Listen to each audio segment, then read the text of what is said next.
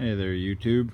Here's the bike. It's a little bit darker this time. I've got that underbody lighting kit installed out in Sturgis, South Dakota last year on the 75th anniversary. So obviously this is no lights on. It's got a little remote here.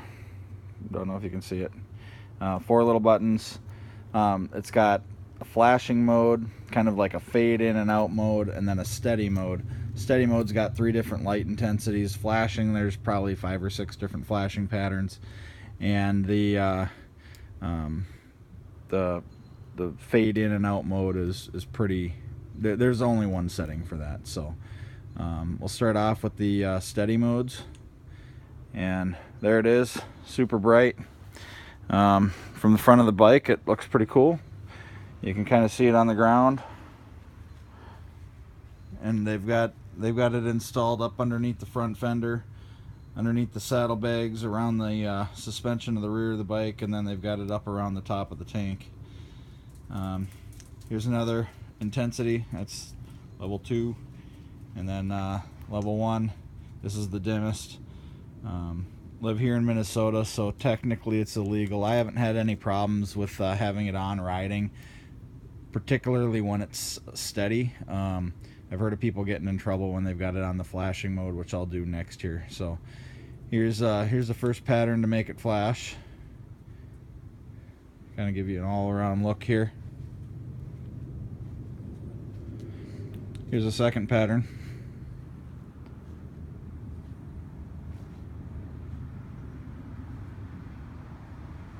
Here's a third.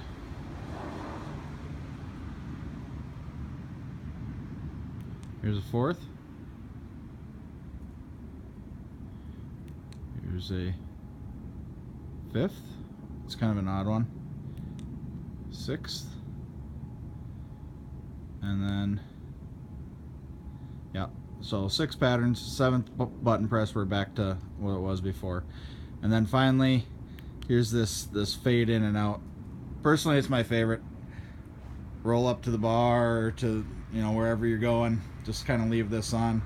I haven't had too many battery issues with it. My kid turned it on one day and left it on, killed my battery, but go in, have a beer, and head out. It's all right to leave it on. So and then back off. Any questions, feel free to ask. I think this video got a little blurry here at the end, but I'll try this one more time on the fade. There you go.